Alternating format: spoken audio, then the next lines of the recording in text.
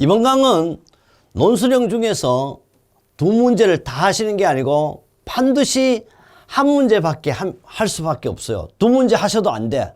두 문제 하시면 둘 다 채점하냐고 안 합니다. 앞에 거만 채점하고 뒤에 건 채점하지 않죠.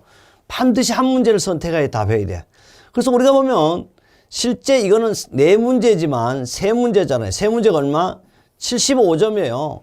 그래서 우리는 조금만 어느 정도 쓴다면 합격하는 데는 우리가 사실 별 문제가 없다. 근데 이번 나름대로 검토해 봤을 때 문제 8번과 문제 9번이 있는데 여러분이 이제 비교를 해 보셔야 돼. 어떤 것을 잘할 수 있느냐. 그래서 8, 9번을 선택하시면 되는데 물론 저는 두 문제 다 함께 해보겠습니다. 왜? 8번, 9번이 여러분 시험에 6번, 7번 나와서 다 해야 되는 경우가 있고 또 이런 문제는 좀 쉬운 문제 중에 하나다. 금속 재료는요. 보면 소성가공과 관련하여 다 물음에 답하셔야 하는데 물음에 답하는 거예요. 논술이 아니다. 그러면 물음이 뭐냐 그때 아변입니다.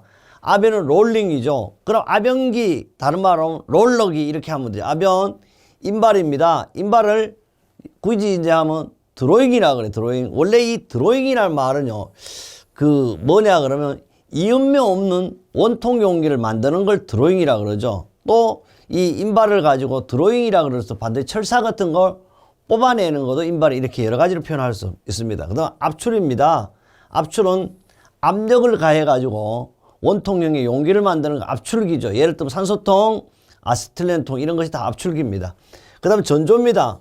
폼 롤링이라고 하죠. 뭐냐면 기어를요. 우리는 기어 가공기로 가공하지만 기어 가공기를 일일이 하지 않고 바로 요사이는 전조기라 그래가지고 이렇게 기어를 만듭니다. 또 판금 가공 이런 게 대하여 각각 설명하라 그래요. 그럼 두 번째는요. 이 아변, 인발, 압출, 전조, 판금 5개 중에서 압출 가공 시 발생되는 위험 요인에 대해서 설명하시오. 그래서 사실 이런 문제는 꽤 쉬운 문제가 아니냐. 앞에 22번을 보니까 아변 가공 시 위험 요인에 대해서 써라. 이렇게 나온 경우도 있습니다. 그렇다면요. 아변과 물음이 줬으니까 바로 아변, 인발, 압출, 전조, 판금 가공에 대해서 하나하나 설명을 해보겠습니다. 아변이라는 것은 우리말로 하면 롤링이에요. 그럼 우리 이런 롤링은 우리 원통형에서 바로 포항제철이라든지 또는 현대제철 이런 슬러브가 나올 거면 슬러브가 이랬으면 여기로 넣어가지고 롤러를 돌리면서 박판 같은 걸 만드는 과정을 가지고 아변이라고 그래. 가래떡의 대표적인 게 바로 아변이죠. 아변. 이렇게 우리 떡을 이렇게 집어넣으면 이렇게 쫙 나오죠. 이런 상태를 만드는 걸 아변이라고 합니다. 아변은요. 주로 재료에 따라서 열간 아변, 냉간 아변을 구분해요. 열간이라는 것은 금속 재료형 재결정 온도 이상에서 하는 거고 냉간은 물속이라 얼음 속에 집어넣어서 하는 게 아니고 이 상온 상태에서 이 상태.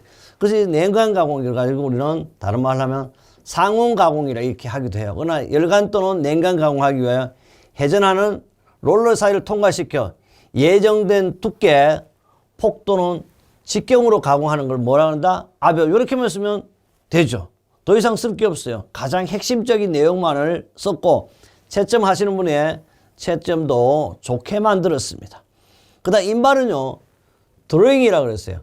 금속 파이프 또는 봉제를 다이를 통과해서 다이라는 것은 이거는 사실 프레스에서 이야기할 때는 다이만 나와도 이게 암놈이라는 이야기도 하지만 이게 좀 있어서 이거는 사실 다이 하면 금형이라고도 얘기할 수 있어요. 다이 마킹 거라고 금형 가공 이렇게 하거든요. 다이를 통과시켜 축방향으로 인발하여 외경을 감소시키면 일정한 단면을 가진 소재를 가공하는 방법이다.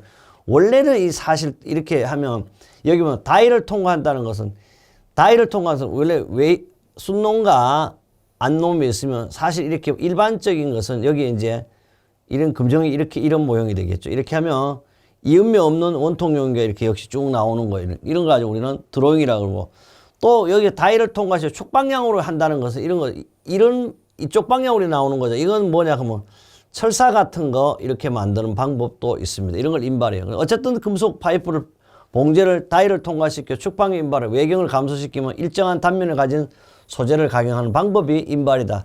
원래 이 인발, 아변, 인발, 압출, 전조가 판금이 나오는 이거는 보통 우리가 되게 이렇게 하죠. 금속을 어떤 금속을 이렇게 시험편 사호를 양쪽에서 잡아당겨요. 이런 걸 가지고 우리는 인장시험이라고.